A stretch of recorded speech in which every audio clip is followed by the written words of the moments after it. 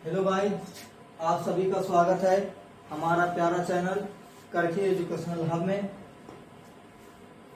हमें आशा है कि जहां भी आप होंगे ठीक होंगे।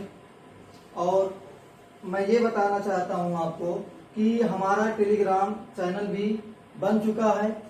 आप उस पर ज्वाइन हो जाइए, क्योंकि उस पर आपको क्लास की शेड्यूल और नोट जितनी भी इंफॉर्मेशन होगी सब उस पर मिलती जाएगी। तो कल हम लेक्चर नंबर 2 कंप्लीट किए थे। लेक्चर नंबर 2 में क्या कंप्लीट किए थे उसके बारे में हम जान लेते हैं। क्या कंप्लीट किए थे? कल हमने पढ़ा था, देखिए कल हमने क्या पढ़ा था, यूक्लिड विभाजन प्रमेयिका का परिचय। उसके बाद क्या पढ़ा था मैंने, एनसीईआरटी एग्जाम्पल। यूक्लिड विभाजन प्रमेयिका का परिचय मैंने पढ़ा था। उसमें बताया था मैंने कि यूक्लिड विभाजन प्रमेयिका यूक्लिड विभाजन जो प्रमेयिका है, इसकी खोज जो किए थे ये यूक्लिड साहब किए थे। इन्हीं के नाम पर यूक्लिड विभाजन प्रमेयिका रखा गया। अब यूक्लिड विभाजन प्रमेयिका क्या होती है मैं आपको कम समय में बता देना चाहता हूं। देखिए क्या है, ये यूक्लिड विभाजन प्रमेयिका थी a बराबर बी क्यू प्लस आर, जहां 0 के बराबर या बड़ा होगा r, उससे बड़ा होगा b।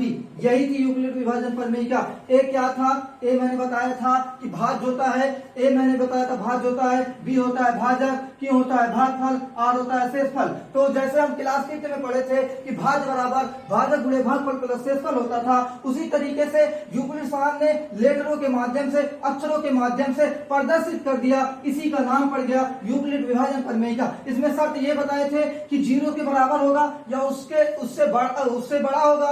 r का मान, r क्या होता है? शेषफल होता है। और उससे बड़ा होगा, r से बड़ा होगा किसका मान? b का मान। तो अब हम आज क्या पढ़ने वाले हैं उसके बारे में जानकारी ले लेते हैं। देखिए आज हम क्या पढ़ने वाले हैं। तो आज हम पढ़ेंगे एनसीईआरटी के एग्जाम्पल पढ़ेंगे, दूसरा और तीसरा एग्जाम्पल पढ़ेंगे। उसके बाद हम प्रश्नावली को हल करेंगे। देखिए क्या है, एग्जाम्पल नंबर 2। आप सभी के पास बुक होंगी, जिसके पास भी नहीं है चलिए ठीक है मैं बोर्ड पे लिख दे रहा हूं। क्या है एनसीईआरटी का दूसरा एग्जाम्पल? क्या है कह रहा है, देख लेते हैं। कह रहा है कि दर्शाइए कि प्रत्येक धनात्मक समपूर्णांक 2q के रूप का होता है तथा प्रत्येक धनात्मक विषम पूर्णांक 2q प्लस 1 के रूप का होता है, जहां q कोई पूर्णांक है। लिख ले रहे हैं हम। देखिए एनसीईआरटी का एग्जाम्पल है, लेक्चर नंबर 3 है। देखिए दर्शाइए कि प्रत्येक धनात्मक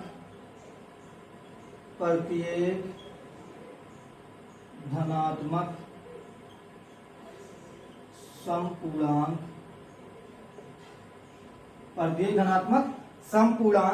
2q के रूप का होता है। 2q के रूप का होता है।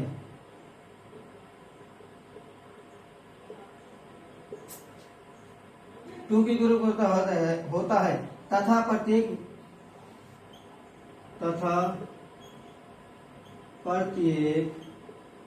धनात्मक विषम पूर्णांक 2q प्लस 1 के रूप का होता है। के रूप का होता है, जहां क्यों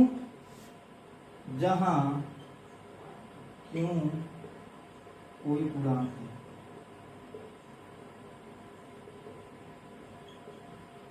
इसी को हम सॉल्व करते हैं। कैसे सॉल्व करेंगे आपको मैंने कल बता दिया था। यूक्लिड साहब के प्रमेयिका की सहायता से इस प्रश्न को हम हल करेंगे।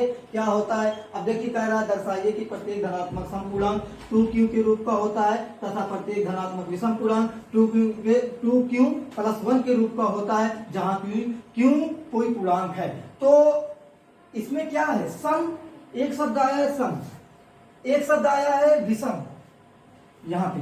तो सम किसे कहते हैं, विषम कैसे कहते हैं, मैं थोड़ा सा इसके बारे में इंट्रोडक्शन दे रहा हूं। क्या होता है सम? क्या होता है सम? ऐसी संख्या जो 2 से विभाजित हो जाती है उसे सम संख्या कहते हैं। ऐसी संख्या जो 2 से विभाजित नहीं होती है उसे विषम संख्या कहते हैं। मैंने बताया था कल की वीडियो में मैंने बताया था कि सम संख्या की एक ट्रिक बताया था, कैसे जांच कर लेंगे कि संख्या देखते ही कैसे हम लोग जांच कर लेंगे कि सम है कि विषम है। तो जो भी बच्चे कल की वीडियो नहीं देखे हैं वो वीडियो जरूर देखें, क्योंकि हर एक वीडियो जो होती है, ये जो लेक्चर होता है, सब एक साथ लेकर चलते हैं, उससे कुछ कांटेक्ट होता है। हर लेक्चर में एक ना एक चीज नई सीखने को मिलती है हमको। तो देखो सम एक बार और बता दे रहा हूं, चलिए ठीक है। सम क्या होता है कि ऐसी संख्या जो 2 से विभाजित हो जाती है उसे सम संख्या बोलते हैं। ऐसी संख्या जो 2 से विभाजित नहीं होती है उसे विषम संख्या बोलते हैं। सम संख्या मैंने बताया जो 2 से विभाजित कैसे जांच करेंगे कि हम 2 से विभाजित है कि नहीं। तो मैंने बताया था एक ट्रिक, ये ट्रिक देख लीजिए। ट्रिक मैंने क्या बताया था? ट्रिक मैंने ये बताया था कि हम इकाई का स्थान देखेंगे, संख्या की इकाई का स्थान देखेंगे। इकाई का स्थान में इकाई के स्थान पर 0, 2, 4, 6, 8 यदि इसमें से कोई एक आ जाएगा तो हम डायरेक्ट बोल सकते हैं कि वो सम संख्या है। जैसे कह रहे कि ये क्या सम संख्या है कि विषम संख्या है, तो आप कह देंगे सम संख्या है। बोलेंगे क्यों? क्योंकि कह देना कि इकाई के स्थान पे 0, 2, 4, 6, 8 यदि इसमें से कोई भी एक आ जाएगा तो वो सम संख्या मानी जाएगी। तो यहाँ पे क्या है? इकाई के स्थान पे 0 आया, 0 दिख रहा है ना, 0 आया तो क्या बोलेंगे? इसको सम संख्या बोल देंगे। चलिए ठीक है। अब विषम संख्या जो 2 से विभाजित ना हो, यानी कि इकाई के स्थान पे इसके सिवा कोई भी स्थान आ जाए, यानी कि जैसे 1 आ सकता है, 3 आ सकता है, 5 आ सकता है और 7 आ सकता है, यही आ सकते हैं। चलिए ठीक है। हमारी टॉपिक ये है, क्या है? दर्शाइए कि प्रत्येक धनात्मक समपूर्णांक q के रूप का होता है तथा प्रत्येक धनात्मक विषम पूर्णांक 2q + 1 के रूप का होता है, जहां q कोई पूर्णांक है। तो हम कैसे इसको सॉल्व करेंगे, लिखने का तरीका भी बताएंगे और कैसे सॉल्व किया जाएगा ये भी देखा जाएगा। देखिए पहले हम लिखेंगे हल। क्या लिखेंगे? हल। हल में क्या लिखेंगे? हल में ये लिखेंगे कि यूक्लिड साहब को याद करो तुरंत। यूक्लिड साहब को तुरंत याद करो। क्या थी यूक्लिड साहब की प्रमेय? क्या लिख लो पहले, यूक्लिड विभाजन, यूक्लिड विभाजन प्रमेयिका से क्या पढ़े थे हम? यूक्लिड विभाजन प्रमेयिका में ये पढ़े थे a बराबर BQ + R, जहां 0 के बराबर या बड़ा हो सकता है और उससे बड़ा हो सकता है b। ये शर्त मैंने बताया था, ये हो सकती है। तो अब देखिए 2q + 1, यानी कि a जो है, a तो कोई संख्या होगी। अब b क्या है? इसमें देखिए q के पहले की गुणा के देखिए क्या है? b। इसमें देखिए 2 है ना, q से पहले क्या है? 2 है ना, तो इसलिए b = क्या लिख सकते हैं हम लोग? 2 लिख सकते हैं। इसकी कंपैरिजन कराएंगे। जैसे देख लीजिए BQ + R है, यहाँ पे है 2q, तो q से पहले यहाँ पे क्या है? b है, इससे पहले क्या है? तो b बराबर 2 हो गया। अब देखो, अब इसी के माध्यम से हम लोग हल करते हैं। अब मैंने बताया था कि जो भाजक होता है उससे छोटा आता है हमेशा शेषफल, और मैंने ये ट्रिक भी बताई थी कि कितना आ सकता है शेषफल, क्या क्या हो सकता है, कंडीशन क्या क्या बन सकती है। मैंने ये बताया था कि जितना लिखा हुआ देख सको उतना बोल दो कि हाँ उतनी ही गलत है, इसके शेषफल की कंडीशन बन सकती है। कौन कौन सी? अब देखते हैं। देखिए कौन कौन सी कंडीशन बनेगी। मैंने बताया था कल की वीडियो में कि जो संख्या लिखी है उससे छोटी जितनी संख्या होती है सब लिख दीजिए, लेकिन ये मैंने बताया था निगेटिव में नहीं लिखना है। कौन कौन सी होंगी? 0 और 1, यही 2 संख्या होंगी ना, यही 2 संख्या होंगी, 0 और 1। इससे छोटी 0 और 1, यही 2 संख्या हो सकती है। अब देखिए, अब हम कैसे लिखते हैं? अब ऐसे लिखेंगे, r बराबर 0 रखने पर आर बराबर क्या रखेंगे, 0 रखेंगे तो ए बराबर क्या हो जाएगा, ए बराबर बी का मान क्या है, देखिए बी का मान क्या है 2 है तो हो जाएगा 2q प्लस आर का मान 0 है तो क्या हो गया 2q आ गया ना। तो देखिए 0 क्या है, 0 क्या है, 0 सम संख्या है, 0 क्या है सम संख्या है, अतः हमने सम संख्या को रखा यानी सम संख्या को रखे तो उसमें हमें क्या मिल गया, सम धनात्मक क्या मिल गया, सम धनात्मक पूर्णांक मिल गया कि नहीं, ये क्या हो जाएगा 1 हो जाएगा सम धनात्मक पूर्णांक, इसको ऐसे लिख देंगे। अब देखिए कह रहा है कि ये तो पहला हो गया 2 के रूप का होता है, मैंने सिद्ध कर दिया कैसे होगा। उसके बाद तथा प्रत्येक धनात्मक विषम पूर्णांक 2q प्लस 1 के रूप का होता है। अब देखो r बराबर क्या रखेंगे 1 रखेंगे तो क्या लिखेंगे r बराबर 1 रखने पर तो r बराबर 1 रखेंगे तो b a बराबर क्या हो जाएगा 2q प्लस 1। एक क्या है बोलेंगे विषम संख्या है तो ये हमें क्या प्राप्त होगा, विषम संख्या ही प्राप्त होगा। क्यों का मान आप कोई भी संख्या रख लें, कितनी भी बड़ी संख्या रख लें, इसका मान हमेशा क्या आएगा, विषम ही आएगा। जैसे मैं यहाँ पे जांच कर दे रहा हूं, देखिए क्या जांच कर दे रहा हूं, मान लीजिए आप q का मान 2 रख रहे हैं, q का मान 2 रखोगे 2 2 4 प्लस 1 क्या आ गया 5 5 क्या है विषम संख्या है, 2 से विभाजित हो जाएगी, नहीं होगी तो क्या बोलेंगे विषम संख्या बोलेंगे। अब देखिए मैं q का मान 3 रख दे रहा हूं 2 इंटू 3 हाँ 3 प्लस 1 क्या आया 6 प्लस 1 इज इक्वल टू 7 आ गया ना 7। देखिए जितनी भी बड़ी संख्या रखेंगे उसका मान हमेशा क्या आएगा, वो विषम संख्या ही आएगा। तो ये पहला एग्जांपल हुआ, जो भी बच्चे नोट करना चाहते हैं इसको नोट कर लें।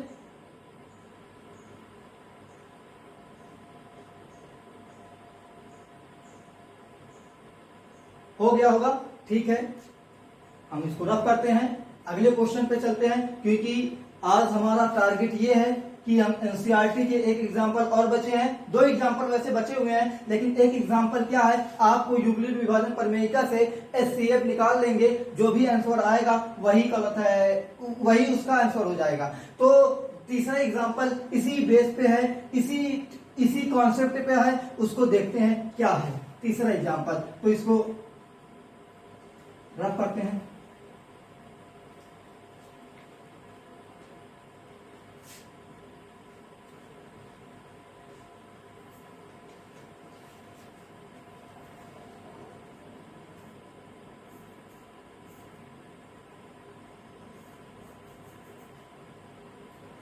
तीसरा एग्जाम्पल पढ़ दे रहा हूं आपके सामने, कह रहा है दर्शाइए कि प्रत्येक धनात्मक विषम पूर्णांक 4q प्लस 1 या 4q प्लस 3 के रूप का होता है जहां q एक पूर्णांक है। लिख दे रहा हूं क्वेश्चन, क्वेश्चन नंबर 3 क्या है, दर्शाइए कि एक धनात्मक विषम पूर्णांक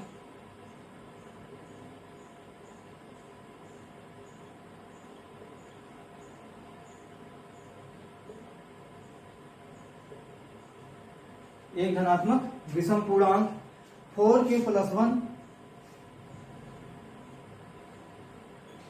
1 या 4q प्लस 3 या 4q प्लस 3 के रूप का होता है, के रूप का होता है।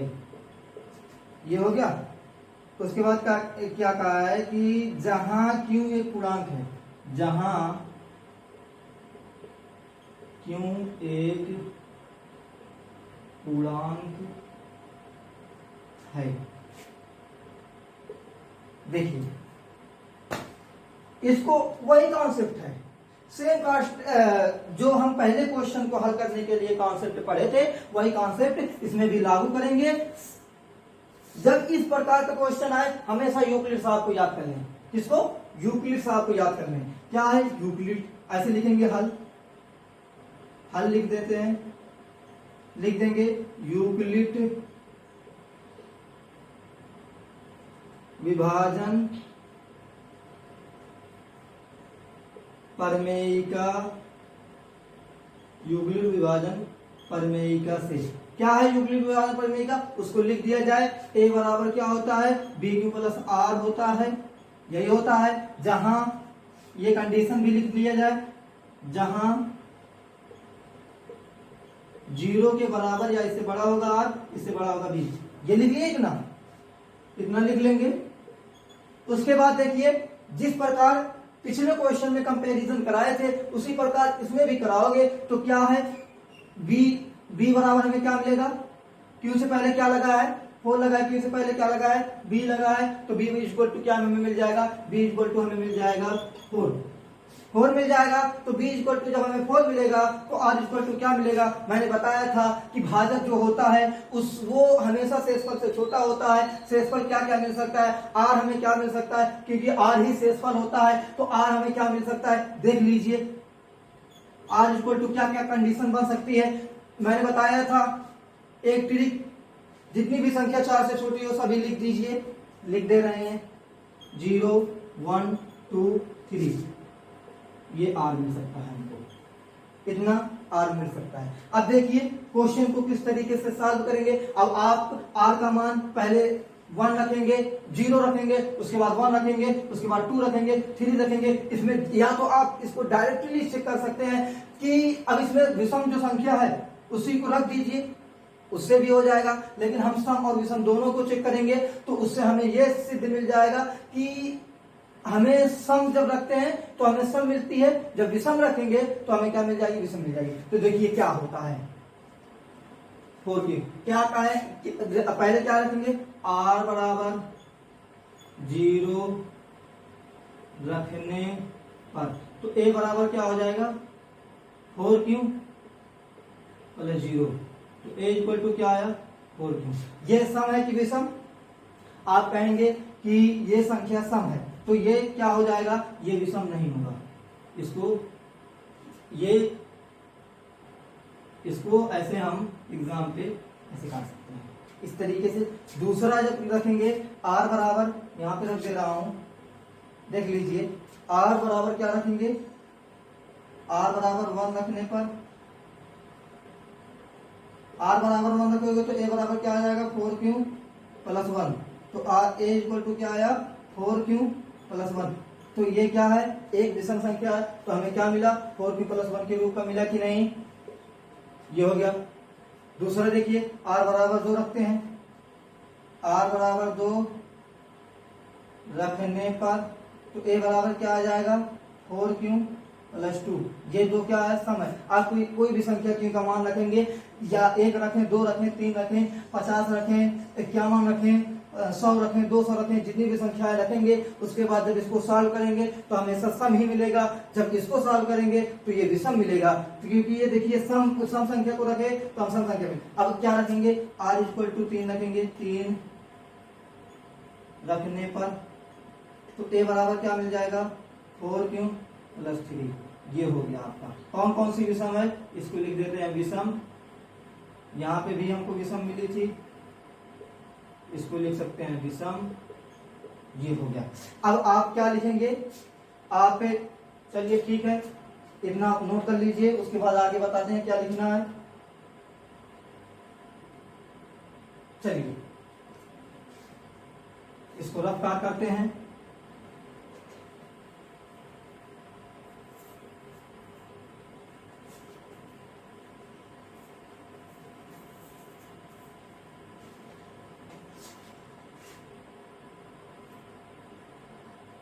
देखिए आप क्या लिखेंगे? अतः ऐसे लिखेंगे, अतः हमने पाया कि 4 प्लस 1 या 4 प्लस 3 क्या है? धनात्मक विषम पूर्णांक के रूप का है। धनात्मक विषम पूर्णांक के रूप का है। विषम पूर्णांक के रूप का है। ये हो गया। तो आप नोट कर लीजिए, ये लैंग्वेज लिखना बहुत जरूरी है, क्योंकि एग्जामिनर जो होते हैं वो लैंग्वेज देखते हैं, क्या लैंग्वेज लिखनी है। बहुत से बच्चे क्वेश्चन को तो हल कर देते हैं मगर उनको लैंग्वेज लिखना नहीं आता है। तो आप लैंग्वेज के साथ साथ पूरा इसको क्वेश्चन को भी सॉल्व कराया और लैंग्वेज भी बताया किस तरीके से एग्जाम में लिखना होगा, क्योंकि ये क्वेश्चन जो था दूसरा और तीसरा क्वेश्चन था, ये यूपी बोर्ड के इस साल 2024 में छप सकता है। अब कितने नंबर में छपेगा? 4 नंबर से कम 4 नंबर में, 4 नंबर में ये क्वेश्चन छपेगा। केवल क्या करना है? कंपेरिजन कराना है, यूक्लिड साहब को याद करना है, हमें मिल जाएगा 4 नंबर। चलिए ठीक है, अब हम एक्सरसाइज को हल करते हैं। एनसीईआरटी की एक्सरसाइज को हल करते हैं। जो भी आपको कॉन्सेप्ट समझने में दिक्कत हो तो आप कमेंट बॉक्स में जरूर लिख दीजिए करिए, क्योंकि तभी हम जान पाएंगे कि आपको कहाँ पे दिक्कत आ रही है। उसी हिसाब से हम उस आपकी दिक्कत को ठीक करने के लिए काम करेंगे, क्योंकि हमारा इस बार टारगेट ये है कि हमारे चैनल से बच्चे जो पढ़ेंगे मैथ, इस पे बताया गया मैथ साइंस, 9th और 10th की मैथ साइंस चलेगी, 11th और 12th की केमिस्ट्री केवल चलेगी। यदि और कोई व्यवस्था होगी तो बताया जाएगा आपको। तो हमारा ये टारगेट है। टारगेट हमारा क्या है देख लीजिए। टारगेट है हम लोगों का कि कितना लाने का। मैथ में तो मैं कह रहा हूं 99 लाने का, और इससे अधिक 99 प्लस लाने का। कितना? 99 प्लस लाने का हमारा टारगेट है। और साइंस में भी इसी तरीके से। इसलिए हम इस बार हम उम्मीद करते हैं कि हमारे चैनल से कोई बच्चा यूपी के टॉप 10 में या टॉप 1 भी हो सकता है, क्योंकि इस पे 0 से लेकर हाई लेवल तक पढ़ाई की जाएगी। चलिए ठीक है, हम करते हैं एनसीईआरटी के एग्जाम्पल। एनसीईआरटी के एग्जाम्पल हो गए। अब हम पर्सनाली को हल करते हैं। पहला प्रश्न क्या है पर्सनाली का, उसको पढ़ते हैं। कह रहा है कि निम्नलिखित संख्याओं का HCF यूक्लिड विभाजन एल्गोरिथम का प्रयोग करके कीजिए। एल्गोरिथम परिमेय वही है सेम। अब कह रहा है 135 और 225 दो है। 135 और 225, तो 3 क्वेश्चन इसमें है। तो एक क्वेश्चन मैं बता दे रहा हूं, 2 क्वेश्चन आपकी जिम्मेदारी, आपको हल करना है, क्योंकि ये आपका SW होगा। 2 क्वेश्चन। तो पहला क्वेश्चन मैं बता दे रहा हूं, और जो भी बच्चे दूसरा और तीसरा क्वेश्चन हल कर लेंगे वो टेलीग्राम का चैनल, जो हमारा टेलीग्राम ग्रुप है, उस पे स्क्रीन शॉट भेज सकते हैं, देख लेंगे कहां पे दिक्कत हुई है। ठीक है, चलिए पहला क्वेश्चन मैं बता दे रहा हूं। क्या कहा है निम्नलिखित संख्याओं का HCF ज्ञात करने के लिए यूक्लिड विभाजन एल्गोरिथम का प्रयोग करके ज्ञात कीजिए। 135 कौन सी? तो क्वेश्चन नहीं लिखता हूं, केवल फर्स्ट का ए है। क्या है? 135 और 225 इसका है। इसी को हम यूक्लिड विभाजन परिमेय से हल करेंगे। तो पहले जब आपको यूक्लिड विभाजन एल्गोरिथम कर दे तो यूक्लिड विभाजन एल्गोरिथम लिख लीजिए। क्या है? लिख लीजिए ऐसे, यूक्लिड विभाजन परिमेय से। देखिए आप यूक्लिड साहब को यूक्लिड विभाजन परिमेय क्या है, देखिए हर क्वेश्चन में यूक्लिड विभाजन परिमेय का कहीं ना कहीं डायरेक्ट हो या इनडायरेक्ट हो, दोनों तरह से दिखाई देगा। तो यूक्लिड विभाजन परिमेय को आप रट लीजिए, दिमाग में बैठा लीजिए यूक्लिड विभाजन परिमेय का, और शर्त को भी, जो उसकी शर्त है उसको भी दिमाग में बैठा लीजिए। देखिए अब क्या है यूक्लिड विभाजन परिमेय का, चलिए A बराबर BQ प्लस R है।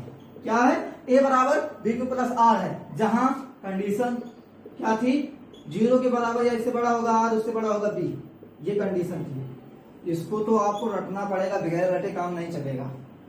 जब तक रटेंगे नहीं तब तक क्वेश्चन हल नहीं कर पाएंगे। तो अब देखिए 135 और 225 पर हम निकालते हैं यूक्लिड विभाजन प्रमेय कैसे कैसे। तो पहले आपको किस तरीके से ये लिख लेंगे हल में। अभी जो हम एचसीएफ निकालते थे क्लास 6 में, जिसको कहते थे भाग विधि से, उसी तरीके से यहाँ पे हल करेंगे, लेकिन ये रफ कार्ड होगा, बोर्ड कॉपी में ये रफ कार्ड होगा। देखिए, तो आपको पहले एक और चीज बता दे रहा हूं कि 225 और 225 135 में कौन सा बड़ा है।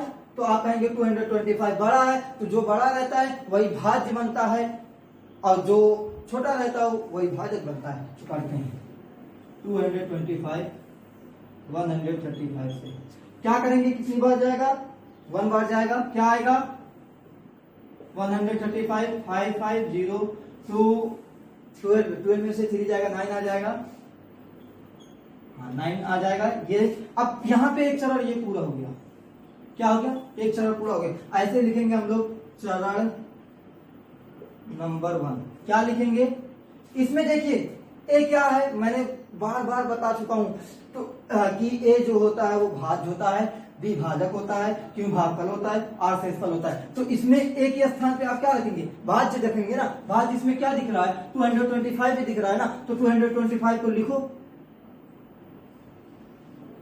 भाज्य हो गया। उसके बाद बी क्या होता है, बी भाजक होता है ना, बी भाजक होता है ना। भाजक क्या होता है, जिससे भाग दिया जाता है वही भाजक होता है। भाग किससे भाग दे रहे हैं, 135 से भाग दे रहे हैं ना, तो 135 क्या हो जाएगा, भाजक हो जाएगा, उसको लिख लो। भागफल क्या, क्यों क्या होता है, भागफल होता है। भागफल क्या होता है, जो भाग देने पर जो हमें उत्तर प्राप्त होता है वही भागफल हो जाता है। तो हमें 1 प्राप्त हुआ, तो ये क्या हो जाएगा, भागफल हो जाएगा 1। उसके बाद शेषफल, जो कुछ नीचे शेष बचता है उसको शेषफल बोल देते हैं, वो क्या आया 90। जब तक इसको तब तक हल करेंगे जब तक कि आर का मान क्या ना आ जाए, 0 आ जाए। आर का मान 0 आ जाएगा, वहीं पे हम संतुष्ट हो जाएंगे, कहेंगे कि यूक्लिड विभाजन प्रमेय से 135 और 225 का एचसीएफ जो है, जो भी कटेगा अभी कटेगा, जो भी कटेगा उसको लिख देंगे। तो आर नॉट इक्वल टू 0 ये भी लिख देंगे, तो आपकी खूबसूरती, काफी की खूबसूरती और अच्छी हो जाएगी। तो अब करते हैं, अब क्या करेंगे, अब दूसरा स्टेप बच्चे लोग यहाँ पे ये गलती करते हैं कि अब इसमें ये डाउट रहता है बहुत से बच्चे लोगों के अंदर कि इसमें ये डाउट रहता है कि अब इसमें क्या बनेगा, क्या भाज्य बनेगा, क्या भाजक बनेगा, ये देखते हैं। तो हमेशा आपको ध्यान, एक ट्रिक बता दे रहा हूं, ट्रिक समझ लीजिए। क्या ट्रिक है, जो शेषफल बचेगा वही भाजक बनता है। अब पहली संख्या को जिससे भाग किया करते थे वही भाजक बनता है। तो इसमें पहली संख्या से किससे भाग किए थे, 135 से, तो 100 शेषफल क्या बचा, वही भाजक बनता है, कर दीजिए 135 लिख दीजिए। 9 बन जा 90 बन जा, 90 आ गया, क्या आ गया 4 और 5, यही आएगा। तो यहां पे भी एक स्टेप पूरा हो गया, इसको भी एक स्टेप पूरा हो गया, लिख दे रहा हूं। ये रफ कार्ड है बोर्ड एग्जाम की कॉपी का। देखिए क्या इसमें अब बताएं कि इसमें भाजक कौन बना, कहेंगे कि 135 भाजक बना है, लिख लीजिए 135, अरे भाज, और भाजक क्या बना है 90 बना है, 90 लिख लीजिए। उसके बाद भागफल क्या आया 1 आया, उसको भी लिख लीजिए। उसके बाद शेषफल क्या आया 45 आया, इसको भी लिख लीजिए। r बराबर 0 आया, नहीं आया, ठीक है, चलो लिखते जाए। अब इसमें बताइए भाजक क्या बनेगा, अभाज्य क्या बनेगा। कहेंगे कि सर आपने ने तो बताया है कि जो इसमें, अब इस संख्या में जो शेषफल आता है वही भाजक बनता है, और जिस संख्या में पहली संख्या से भाग देते हैं वही भाजक बन जाता है, भाज्य बन जाता है। तो इसमें किस संख्या से भाग दिए थे, 90 से दिए थे, और इसमें शेषफल क्या आया 45। तो यहां पे कर दे रहा हूं, देखिए 45, यही तो है, 45 टू जा 90, क्या आ गया 2 आ गया, शेषफल क्या आ गया 0 आएगा। यहां पे हमको संतुष्ट होना पड़ेगा, तो लिख दे रहे हैं 90 इज इक्वल क्या 45 से भाग किए है ना, 2 प्लस 0 r इक्वल टू 0। तो लिख देंगे हम लोग कि 135 और 225 का HCF इक्वल। अब लिखे, अब बहुत से बच्चों के डाउट रहता है कि अब कौन सा, बहुत से बच्चे ये लिख दे रहे हैं, बहुत से बच्चे ये लिख देते हैं, लेकिन किस संख्या से पूरी पूरी विभाजित हुई है वही लिखा जाएगा HCF। तो किस संख्या से पूरी पूरी विभाजित हुई है? 45 से। तो इसका HCF क्या आएगा? 45। ये आपका पहला क्वेश्चन है। जो भी बच्चे नोट करना चाहते हैं उसको नोट कर लीजिए। अब एनसीईआरटी के पहले में 3 पार्ट है, पहला, दूसरा, तीसरा, और दूसरा और तीसरा आपका होमवर्क रहेगा। अब देखिए अगला क्वेश्चन लगाते हैं हम लोग। दूसरा क्वेश्चन जो एग्जाम्पल सॉल्व नहीं किए थे, सेम उसी तरीके से एग्जाम्पल ही है। चलिए, जो एग्जाम्पल सॉल्व किए थे वही एग्जाम्पल ही है, समझ लीजिए, केवल अंकों को बदल दिया गया है। चलिए ठीक है, अब दूसरा क्वेश्चन को हल करते हैं।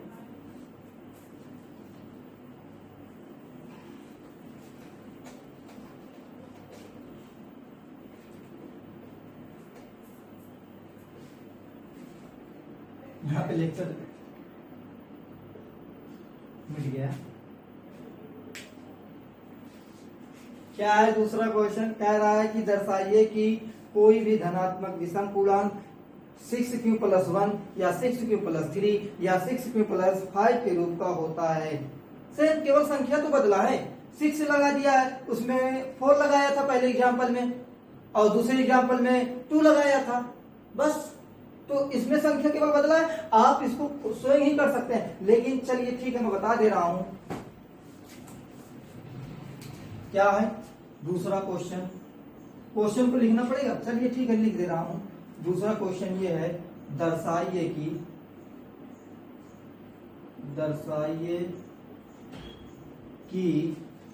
क्या क्वेश्चन? दर्शाइए कि कोई भी धनात्मक विषम पूर्णांक, कोई भी धनात्मक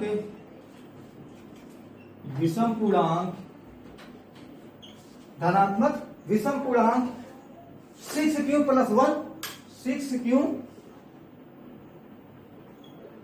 + 1 या 6q + 3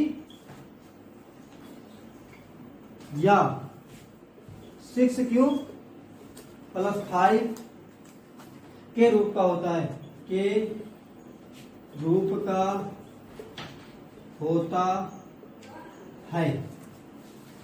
जहां क्यों कोई पूर्णांक है, जहां क्यों कोई पूर्णांक है, ये गारंटी है इस साल यूपी बोर्ड में छपेगा क्वेश्चन। अब कितने नंबर में छपेगा? 4 नंबर में ये क्वेश्चन 100% गारंटी लेता हूं कि इस बार ये छपने वाला है क्वेश्चन।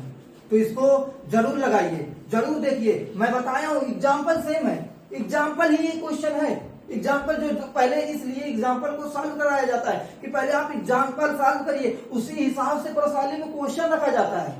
तो चलिए ठीक है, लगाते हैं। क्या लिखेंगे? कहा कि यूक्लिड विभाजन दर्शाइए कि कोई धनात्मक विषम पूर्णांक। मैं कहा था जब इस टाइप का प्रश्न आए तो आप यूक्लिड साहब को याद कर लो। किसको याद कर लेंगे? हम यूक्लिड साहब को याद कर लेंगे। यूक्लिड साहब क्या है? हल लिखेंगे। क्या लिखेंगे? यूक्लिड साहब को याद कर लो, लिख लो। यूक्लिड विभाजन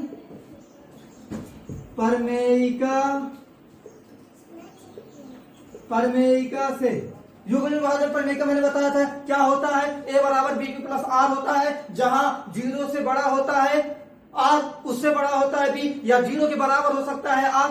देखिए पहले सूत्र लिख लीजिए, ये सूत्र याद कर लीजिए, दिमाग में बैठा लीजिए। जितने भी क्वेश्चन अभी तक हल कराया हूं सब क्वेश्चन में ये फार्मूले का यूज हुआ है। तो देखिए a = bq + r, जहां ये कंडीशन भी लिख लीजिए, 0 के बराबर या इससे बड़ा होगा b, इससे r बड़ा होगा, उससे बड़ा b होगा। ये फार्मूला था, ये इतना फार्मूला रट लीजिए, दिमाग में बैठा लीजिए। अब क्या है? कहा कि दर्शाइए कि कोई धनात्मक पूर्णांक 6q प्लस 1 या 6q प्लस 3 या 6q प्लस 5 के रूप का होता है जहां की कोई पूर्णांक है। तो आप इसकी तुलना कर दीजिए, इसमें q के आगे क्या लगा हुआ है, कहेंगे 6 लगा हुआ है, इसमें q के आगे क्या लगा हुआ है, कहेंगे b लगा हुआ है। तो b बराबर हमें क्या मिला, b बराबर 6 मिल गया, b बराबर 6 मिल गया। आ गया होगा समझ में। तो देखिए q बराबर, यहाँ पे q के पहले क्या लगा है, b लगा है, यहाँ पे q के पहले क्या लगा है, 6 लगा है, 6 लगा है ना। तो b बराबर हमें क्या मिल गया, 6 मिल गया। तो b बराबर मैंने बताया था कि जो भाजक होता है वो हमेशा शेषफल से छोटा होता है, कंडीशन बताया था, इसकी ट्रिक भी बताई थी, देख लीजिए क्या होगा। अब r का मान क्या होगा,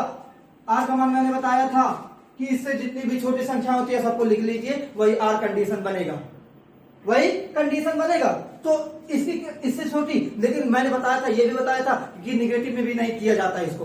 तो आप लिख लीजिए क्या है, 0 1 2 3 4 5, इतनी, इससे छोटी यही संख्या है ना, इससे बड़ी, इससे छोटी यही है ना। देखिए 6 से छोटी क्या, 0 1 2 3 4 5, यही हो गया। अब बारी बारी करके 0 का r का मान 0 रखेंगे, r का मान 1 रखेंगे, r का मान 2 रखेंगे, r का मान 3 रखेंगे, r का मान 4 रखेंगे, r का मान 5 रखेंगे।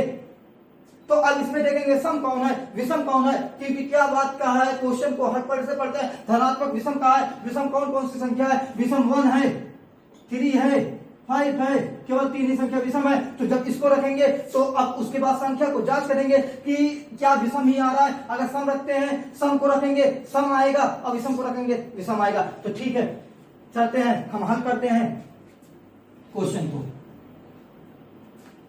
क्या लिखेंगे, r बराबर 0 रखने पर, r बराबर जब 0 रखेंगे तो a बराबर क्या हो जाएगा, आप फार्मूला याद करिए, तुरंत फार्मूले पे जाइए। a बराबर होता है b Q plus r, r बराबर क्या रखेंगे, 0 रखेंगे, b बराबर क्या मिला है, 6 मिला है, तो हमें क्या मिल जाएगा, 6 क्यू प्लस 0, क्या मिल जाएगा, a बराबर क्या होता है, b क्यू प्लस r। यहाँ पे सूत्र लिखा हुआ, क्योंकि यहाँ पे जगह की थोड़ा शॉर्टेज है, इसलिए सूत्र को फिर से मैं नहीं लिख रहा हूँ, देख लीजिए क्या होता है। a बराबर में मिल जाएगा 6q, क्या मिल जाएगा, 6q प्लस 0, इसको लिख सकते हैं 6q के बाद लिख सकते हैं, क्योंकि मैंने ये बताया था 0 को किसी संख्या में जोड़ते हैं या घटाते हैं तो उसके आंसर में कोई फर्क नहीं होता है, लेकिन 0 में किसी संख्या से गुणा करते हैं वो उसको हीरो बना देता है। क्या बना देता है, हीरो बना देता है। चलिए 6q प्लस क्या आया, 6q आ गया। अब देखिए r बराबर क्या रखेंगे, 1 रखेंगे। अब दूसरी कंडीशन में r बराबर 1 रखने पर इस तरीके से लिखेंगे, r बराबर 1 रखेंगे तो क्या आएगा, क्या आएगा, 6q प्लस 1, क्या आएगा, a बराबर क्या आ जाएगा, 6q प्लस 1, ये आ गया आपका। अब r बराबर यहाँ पे जगह है, इसको लिख दे रहा हूं, r बराबर क्या रखेंगे, 3 रखेंगे, r बराबर 3 रखने पर, r बराबर जब हम 3 रखेंगे तो a बराबर हमें क्या मिल जाएगा, a बराबर मिल जाएगा 6q प्लस 3, और थोड़ा सा यहाँ पे 2 नहीं लिखा, भूल गया, लेकिन 2 भी रख दे रहा हूं यहाँ पे, देख लीजिए r बराबर 2 रखने पर। वैसे लिखे या ना लिखे, सम संख्या को लिखे या ना लिखे तब भी सही है, लेकिन मैं जब साल करा रहे हैं तो पूरा साल करा दे रहे हैं। r बराबर 2 रखने पर, r बराबर 2 रखेंगे तो a बराबर आ जाएगा 6q प्लस 2, ये आ जाएगा। अब देखिए r बराबर 3 रख दिए, 0 रख दिए, 1 रख दिए, 2 रख दिए, 3 रख दिए, 4 रखते हैं, r बराबर 4 रखने पर तो 6 बता, a बराबर क्या आएगा, a बराबर आ जाएगा 6q प्लस 4।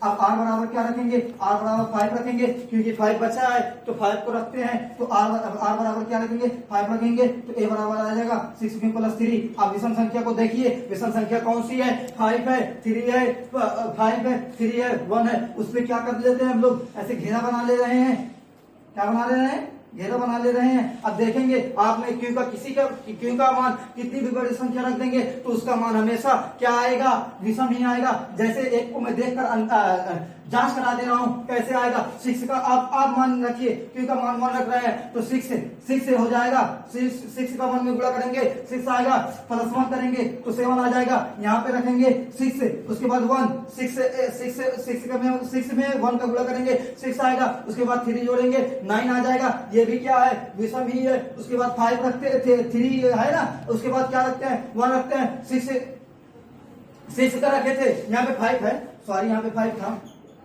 यहाँ पे 5 था। हाँ, तो क्या आया था 6 का जब 11 आया था, यहाँ पे क्या आएगा, यहाँ पे 9 आ जाएगा, 1 रखकर जांच कर सकते हैं। अब ये पूरा आप नोट कर सकते हैं, नोट कर लीजिए, नोट कर लीजिए, हो गया नोट, ठीक है। अब चलते हैं लिखने की विधि, कैसे लिखेंगे, एग्जामिनर किस तरीके से लिखेंगे कि एग्जामिनर खुश हो जाए, तो देखते हैं क्या लिखेंगे। पीटी इस पे एक भी नंबर कटना नहीं चाहिए, जो भी क्वेश्चन यहाँ पे पढ़ाया जाएगा उसमें एक भी नंबर क्वेश्चन कटने वाला नहीं रहेगा, इस तरीके से पढ़ाया जाएगा। ये चैनल का नाम ही है कल की एजुकेशनल हब, इस पे 90 प्लस 99 की गारंटी लेना, 99 प्लस अंक लाने की गारंटी है।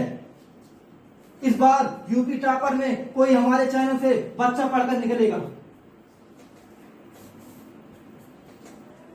अब क्या लिखेंगे, हम ये लिखेंगे, हमने पाया कि, क्या पाया हमने, जो पीछे लिखाया हुआ था क्या लिखा है, हमने पाया कि 6 Q plus 1, 6 Q plus 1, 6 Q plus 3 और 6 क्यू प्लस 5 क्या धनात्मक विषम पूर्णांक, धनात्मक विषम पूर्णांक है। यहां पे मैं अपने क्लास को एंड करता हूं। जो भी बच्चे नए होंगे वो हमारे चैनल को सर्च करके देखिए, इस पे किस तरीके की पढ़ाई होती है, करके एजुकेशनल हब है। अब और थोड़ा सा और इम्पोर्टेंट चीज मैं आपको बताना ये चाहता था कि हमारा टेलीग्राम ग्रुप भी ज्वाइन कर लीजिए, क्योंकि वो बन चुका है, ठीक है। अब अगले दिन अगले वीडियो के साथ, अगले लेक्चर के साथ क्या पढ़ेंगे, 2 क्वेश्चन हो गया था, तीसरा क्वेश्चन पढ़ेंगे और 5वां क्वेश्चन पढ़ेंगे पहले एक्सरसाइज का, उसके बाद अगले एक्सरसाइज का। यदि वीडियो कम रहेगी तो अगले उसमें पढ़ेंगे।